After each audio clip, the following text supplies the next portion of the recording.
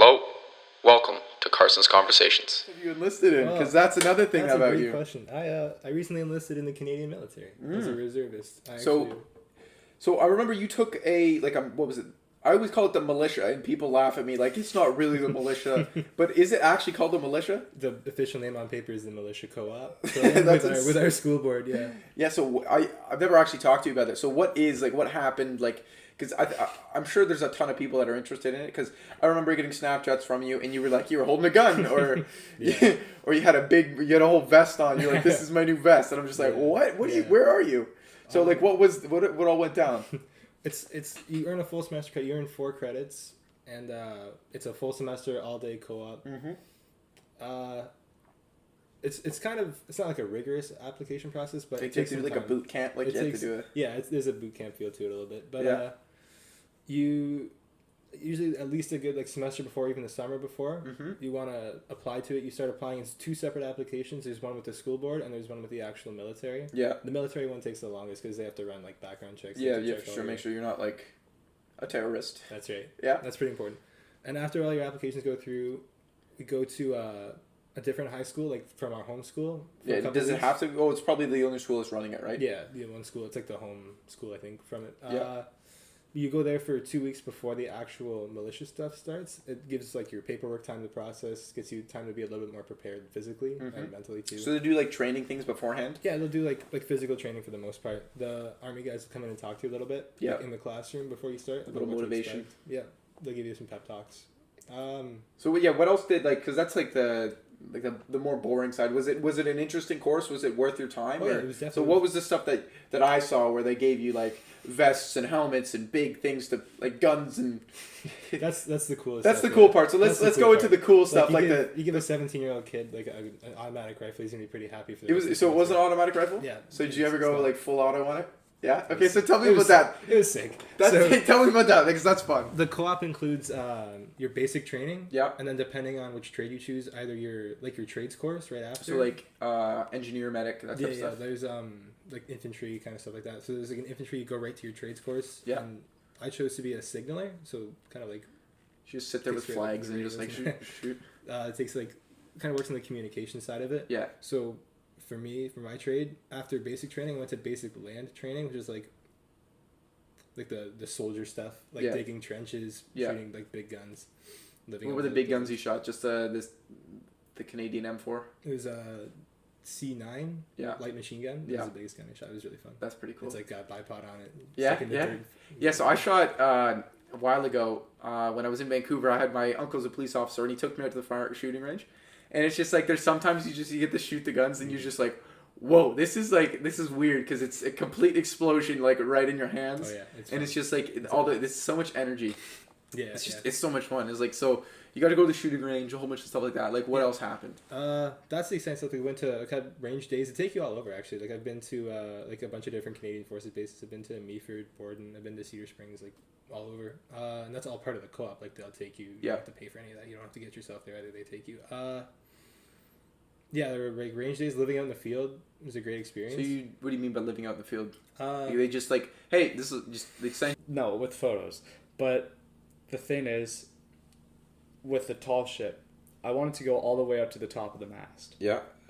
So I did, but rather than carrying my DSLR up there, wouldn't have been a good idea because I ended up dropping the GoPro. No way. Yeah, someone actually caught it, which was pretty surprising. That's insane. But if my DSLR was up there, I would not have a DSLR. Somebody would have not caught that, definitely. So climbing up, and I was in a harness, and I had the GoPro sort of strapped to me. Got up to the very top, and I'm sort of hanging on to the pole. Not to the pole. Mast. They're called rat lines. Oh yeah. And they're the ones that go all the way up the mast. So I'm straddling it. My feet are jammed inside these little holes, and I'm just holding the GoPro out like this and just trying to take photos and stuff. And it turns out that I took a good photo up there. Yeah. And I submitted it to GoPro for their photo of the day contest, and it didn't happen the next day, but it was a couple months later. Yeah. That it takes a little bit of time. Yeah. Yeah, it took a bit of time, but I was driving. I was actually camping somewhere, or no, it was a training activity with cadets. Yeah. And then all of a sudden my phone just starts going crazy, and I didn't know what was happening. And then everyone starts coming up to me and they're like, Blake, your photo. Oh, like at the training exercise? At the training exercise. And people just started coming up to me randomly. They're like, your photo, have you seen it? And it's just like, What photo? no, what photo? And they're like, GoPro, photo of the day. And so I pull my phone out, and there's just hundreds of Instagram notifications and Facebook notifications and Twitter notifications. That's insane. Just because GoPro had linked my profile in that photo and started sharing it. And I gained so many followers from that. Yeah. But that photo, I think Last time I checked, it was above 2 million. it was, yeah. So 2 million people seeing your little face. That's Yeah. funny. yeah. So another thing that's really cool about you, not only taking photos on top of tall ships, is you're really passionate about the military and you want to do military kind of photography, right? Correct. And you're in the Navy, so that doesn't. You're gonna be all in the water. So you're gonna be a diver, or you're gonna be just like on the boat, or you're like, what are you doing? Yeah. So What's the dream, really? see, the dream is a bunch of different directions right now. I don't think I have many different dreams, and I don't think you can always follow one specific. Yeah, goal. You let's just go sort to a of- couple of them. For me, I Let's- take let's any break it down. opportunity that comes my way. Yeah. Okay, and I just sort of go with the flow. But I joined the military as a port inspection diver, so I'm currently undergoing training for that. But at the same time, once I have all my dive certifications, I can change trades to what's called an imagery technician. And imagery technicians are the ones that take photos of all the different CAF events. CAF stands for Canadian Armed Forces. And you could either be working with the Navy, the Army, or the Air Force. So that's one direction I want to go. But at the same time, I also want to become a public affairs officer. Yeah. And that would probably be further down the line. And public affairs officers are basically the ones that are in charge of the public affairs scenes for specific units. Yeah. Whether it's writing articles, social media posts, press releases, media advisory, stuff like that. Letting the media and the public know what we're doing. Yeah. And in some respects, I sort of fill that role now with my unit because we don't have an actual public affairs officer. So I end up doing some of those tasks. Like me, that's like a couple months ago. My manager at Fortinos, we didn't have one, so one of the guys. No, I'm kidding. Keep going. No. Okay, no. The super bad comparison that I was trying to give. Fortinos, we didn't have a manager, so one of the guys that worked there for a while became the manager, and that's you. In the military, I think it takes a little bit more time to be a manager. Nope. But anyway, I think that's sort of the direction I want to go. Because I mean, as long as they live stream it, though. I suppose. I don't know. Like, there's some pretty heavy-duty defense there. I don't know if they can hold off a horde. I'm not going to speculate on that. Next thing you know, just laser guns pop out everywhere, and everybody just turns into dust, like it's Independence Day. Yeah, the idea though is that it's the Western world. We're basically free here. Why have they been hiding this? This whole craze started when it was the U.S. government. I believe it was the CIA even. I don't know, but they declassified a document that was pretty old, and it basically says that Area 51 does exist. That's the only reason that it's blown up all over social media, and it's been since the 50s that it's been inactive, and they've just been denying it the whole time. So people are really looking to see what there is there. Isn't it just a prototype Air Force base? Because back in the day, like the B-2 stealth bomber. Yep.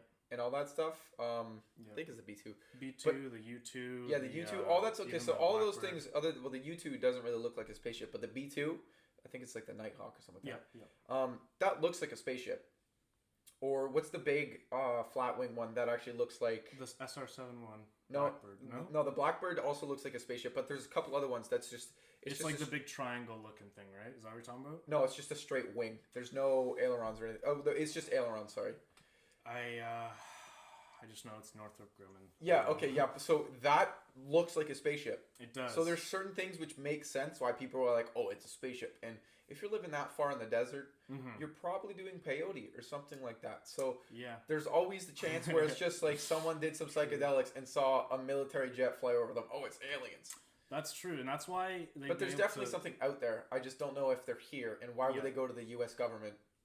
So Just them. there's many conspiracy theories. I've been really interested on this since I'm an engineer, and I work on like the rockets we know of today. When there's potential for there to be antimatter propulsion that is speculated, but basically the biggest thing that happened for this whole conspiracy theory isn't people's eyewitness accounts, but actually someone that worked there. The name's Bob Lazar. Yeah, He was yeah. a physicist. It was at S4, wasn't it? It was at S4. Did you watch that Joe Rogan? No, Or did you watch that documentary? I've watched a bunch of documentaries. Yeah. But the Joe Rogan interviews on my watch list. I've been putting that off for too long. Yeah.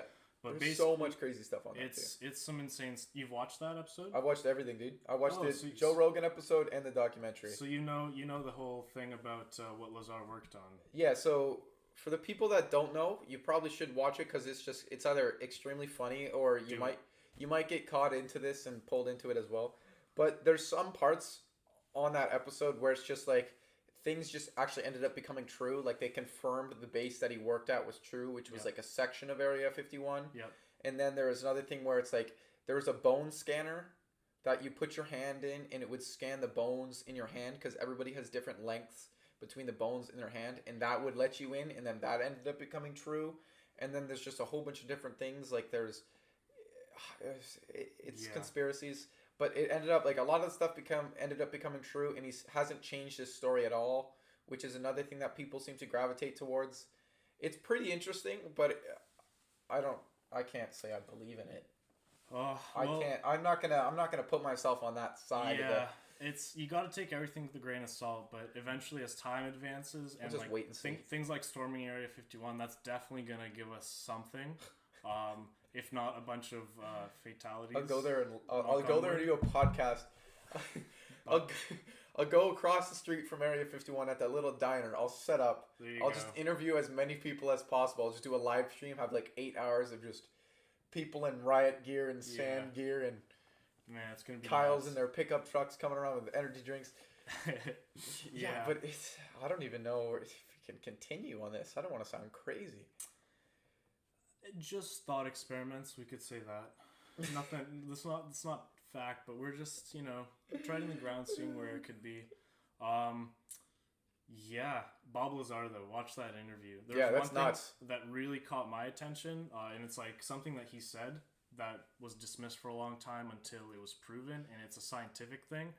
He said that these UFOs work on this propulsion called antimatter propulsion. It uses a certain substance. It's on the periodic table. It's element 115, and he said it uses that, and it was dismissed at the time when he came out with that claim. It wasn't discovered. Yeah. And they said he's making this whole thing up. And then 2003. Was the Germans? Laboratory. It was in Russia. They actually successfully created it. It's now on the table. It's called Moscovium. So every year something's getting such debunked. a Russian name for They named it after just Moscow. the funding, I guess. Yeah, but that's crazy. So everybody, go watch that. Do you have anything you need to plug? Instagram, anything like that? Follow me on Instagram, Nick_Yermakov13.